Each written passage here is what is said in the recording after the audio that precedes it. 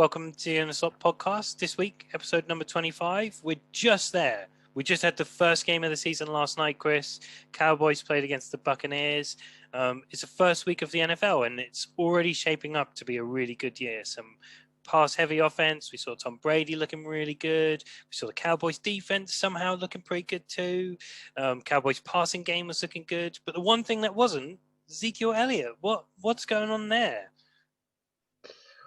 Yeah. Hi guys. We made it, didn't we? We made it through the drought of the preseason and the off season and the terrible Hall of Fame games and stuff like that. But we made it, and fantastic game. Everyone watched it, I'm sure. Tampa Bay looking good.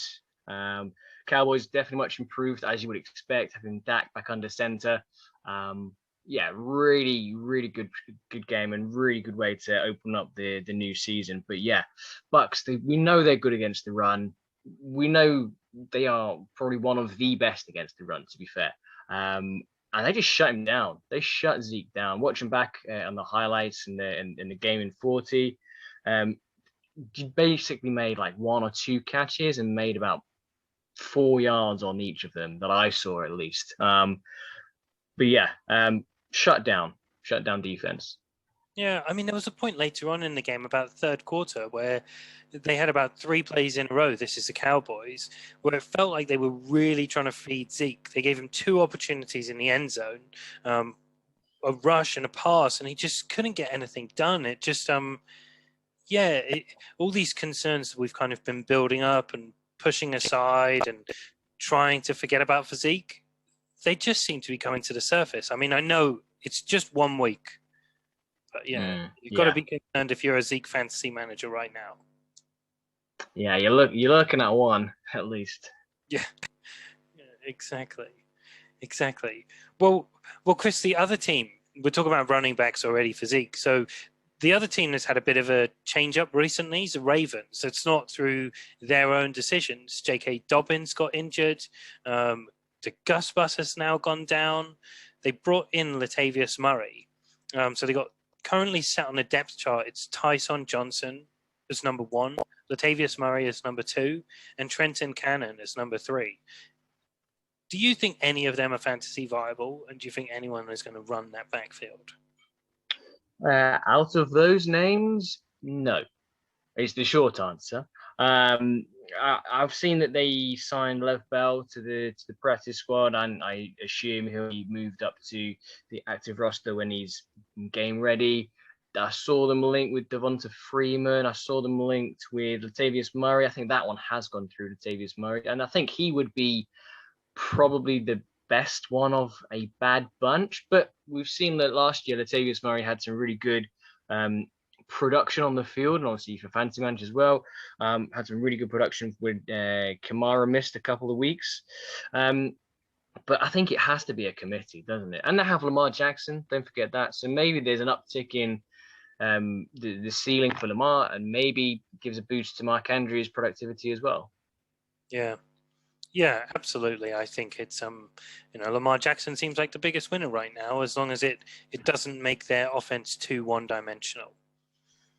We just have to watch that space. Right now, I'm not chucking any money on the waiver wire. I'm not outbidding anyone for any of them. Let's talk about college football, Chris. It's the last week we can reasonably talk about college football. After this week is dead to us. After this week it's the NFL, and that's what we live and die by. Alabama are just incredible. They look so stacked. They already look like an NFL team. I genuinely think they could compete on a Sunday with at least half of the league, which is crazy. Bryce Young, he's played 1 game and already looks like a Heisman favorite. John Mechie III looking like Calvin Ridley. Chris Godwin mesh out there. Another Alabama wide receiver, of course. And they've also got a great-looking tight end in Cameron Latu. So, that's not even talking about running backs or anyone on their defense who are all incredible. So, it's going to be a good season for Alabama, that's for sure. Definitely. And obviously, they're always in and around the championship game. They always have such a stacked roster. You like even just in recent times, the quarterbacks, Jalen Hurts, Tua, Mac Jones, just to name a few. So they're just a production line, and obviously that adds to the attraction, I'm sure, of potential players from other schools or coming up through divisions and stuff. So it just adds an extra bit of gravitas, if you will. Like, oh, come to us. We produced this whole factory of players, and they just do it year in, year out. They must be doing something right. Yeah, absolutely right. It's that production line, and they had a lot of leaflets going around, which is basically, you don't have to start year one to go to the NFL with us, which is absolutely true. Just look at them. They just know talent, and they just show it, and they just keep on performing at that high level, which is, it takes such a year-on-year effort. But what I love to do at this point in the season to keep the keep the mind racing and thinking about these players that could be coming through the ranks, just highlight some players who maybe you may or may not be aware of. So let's just talk about wide receivers starting. There's a great player at LSU, Kayshon Boutte, an incredible wide receiver. Great speed, great agility, amazing hands. Put up an astounding start to the year. Definitely one to keep an eye on. At quarterback too, you've got Spencer Rattler, Oklahoma. Reminds me a lot of Kyler Murray. He was touted heavily to be the Heisman favorite for this year. Really put Oklahoma on the map. They were kind of gearing them up. They struggled this week just gone, but they squeezed through against Tulane. And I think he's a really good bet if you're a gambling man on the Heisman odds. Right now ranked about third on them. Probably should be higher. And then you've just got an absolute monumental wave of running backs. We know it in the NFL. A running back, it's so easy to come by because there's so many talented guys with the ball in their hands. You got Zach Charbonnet at UCLA, who reminds me a lot of Chris Carson. Incredible balance, good bounce on the ball. You got Bijan Robinson from Texas, who is on another level. Travis Etienne plus athleticism. Really great player there. You got someone like Deuce Vaughn at Kansas State, who's just like a Darren Sproles, a mini dynamo, who's just super athletic, great hands. And then you've got Mohamed Ibrahim, who's like your classic running back, who's playing for Minnesota. But he just looks like an Alabama running back. He'll just bowl you over and just go through you. So, yeah, those are just four to name in the mix, but there's so many talented ones out there. And a guy who I've particularly grown fond of this past week at UCLA is Greg Dulcich, the tight end. He makes me think so much of George Kittle. I mean, if you watch that game, they played against LSU, so it was a really tough match. Yeah. And he juked guys out their shoes. He made, I think it was like a 65-yard touchdown run, and he caught the ball and he juked a defensive back way out of the pitch. He went flying one direction, the tight end goes the other, and he goes and sprints to the end zone and dives in. Yeah, really complete player. So, yeah, we got some real good talent in college football. Nice to see them back with crowds too. Oh well, yeah, really good analysis there. Do you have is there a way that people can check out highlights for that, or do they need the ESPN sort of access? Actually, YouTube is really good. Definitely, I would recommend a couple of YouTube channels. The one which I predominantly go to for game highlights is called Wheels. It's spelled like a wheel, WHEELS. And they do 15-minute on average game highlights for each of the games. On top of that, they kind of tell you the rankings of the teams. It's not going to be complete. If you want to scout around for some of the lower level games, you need to look around. But for any of the top 25 teams, you'll be able to see all their games on there. So yeah, it's really good. Definitely recommend that. If you can't watch it live, of course. Yeah. From those, thank you for that. And from the names that you highlighted there, I know you put out a tweet on our Twitter, obviously, in the slot one. Bijan Robinson, he just looks like such a big unit. I've personally not seen him play yet. I need to watch the games, get the highlights back. But yeah, I know about Bruce Hall. Watched some of his film early in the year. But Bijan Robinson, he looks something special.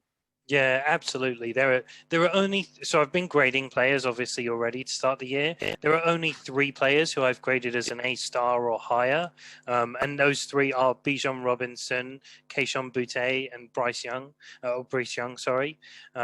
So one's an incredible talent at quarterback who we've just seen one game for and has been hyped up superbly. So an A-star at this point is very premature, but that's what he deserves for his performance.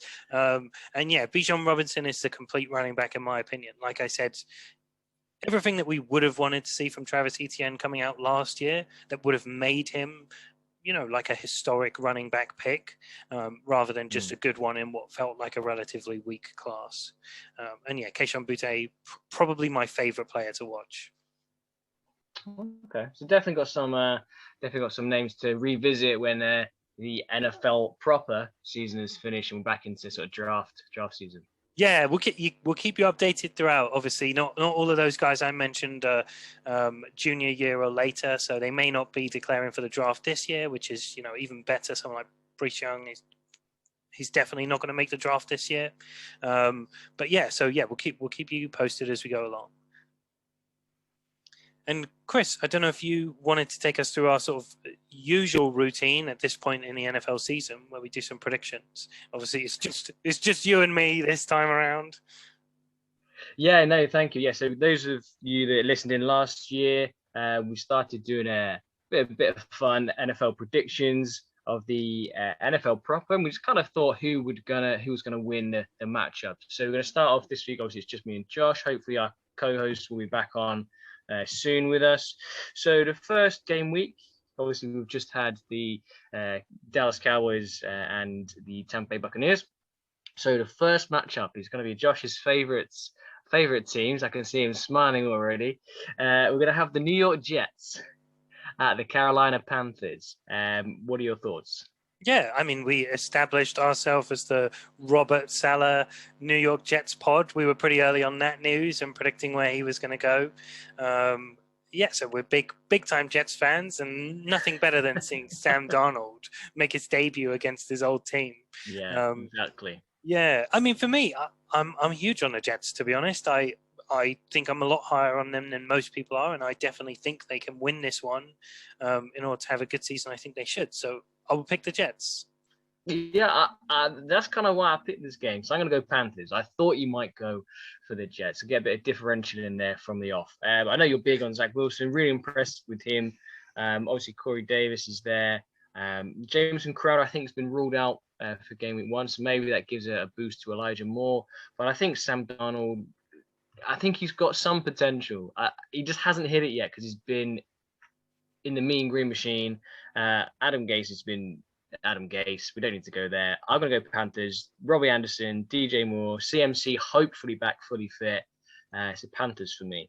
Yeah, it's tough. Sorry, Chris. It's so tough when you come out of college as the high floor quarterback that Sam Darnold was seen as being. That when you have such a poor start to your NFL career, that you can ever be seen as holding the promise which he once was seen as holding. So yeah, it's going to be a great game. I'm looking forward to it. Definitely Zach Wilson and Elijah Moore for me. Yeah. Okay, let's move on to the second game. We've got Miami going up against New England Patriots. Yeah, I think I should have like a bonus each week of if I can predict which games you pick, because so far I'm 2 of 2. Good. Nice. Yeah, okay. That doesn't mean that I have a prediction that I'm confident in for either of them, which is why I knew they're the ones you'd pick.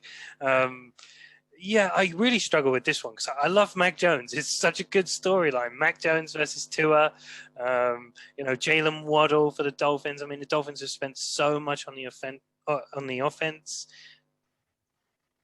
I find myself going for the Patriots.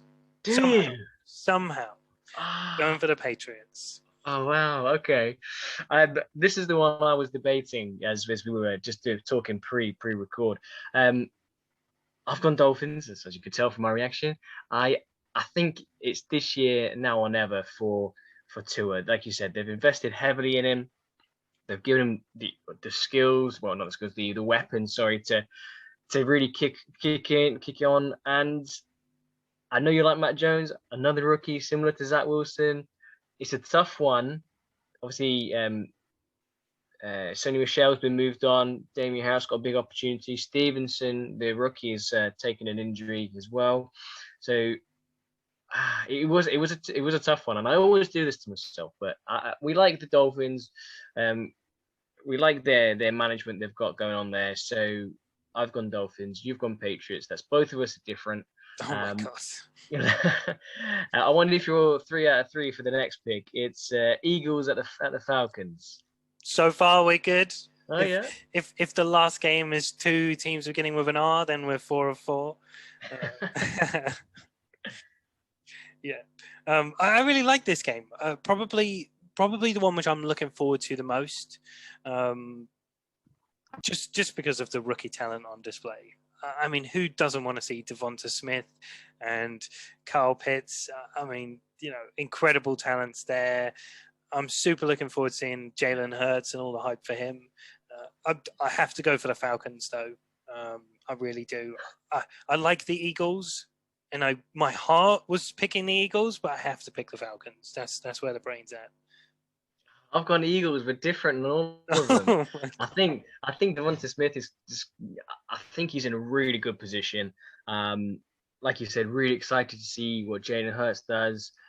Miles Sanders looking to bounce back from what was a pretty average season at best. But if you look at the back end of last season, when Jalen Hurts came in as the starter, Miles Sanders was like a top 7 back on the week in terms of fantasy. So, and that sort of production. So, yeah, Eagles, like you said, Devonta Smith, that's what's going to be hyped as Devonta Smith versus Kyle Pitts. But we can't forget Calvin Ridley, Matt Ryan, some real stellar names already there. So, yeah, I think another good matchup to be keeping an eye on on Sunday. So yeah, again we're different. The last game then, so it's the Arizona Cardinals, the Tennessee Titans. So not quite 4-4, so no bonus points for you, Josh. I'm really big on Kyler this year. He was really good last year until he kind of suffered a little bit of an injury.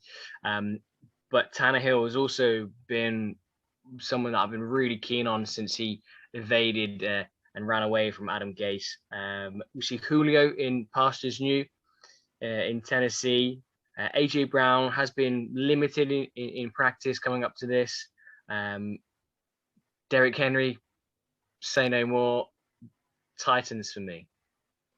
Yeah, I think this is probably the first one we're going to agree on, Chris, because I also like the Titans. I do love what the Cardinals should be this year, but I think it's going to take them a little while to get going. Certainly a tough matchup like this against the Titans. I don't see that being their first win. A shame for me, though, about the bonus points, because I've got this weird sinking feeling like I could have done with that bonus point in there. come the end of the game, we'll see where the scores add up. Yeah, exactly. No, thank you for that. Thanks, Chris. Yeah, looking forward to those games. I mean, it's a testament to the way the NFL is going right now that so many of those games are so promising. It's the amazing part of the season where every single team has built up your hopes and they haven't done anything yet to take it away. Unless they Yeah, not just yet. I mean, save for the Jags and the Ravens, who've obviously suffered big injuries, but True. They've not done anything actively to take away. I mean, even the Cowboys and the Bucks, I think both of their fan bases would probably be relatively happy. So, yeah, looking forward to this season. It should be a really good one. Yeah, definitely, and hopefully, you guys will stick with us the whole way through. Yeah, please do, and obviously, like, subscribe, all that jazz.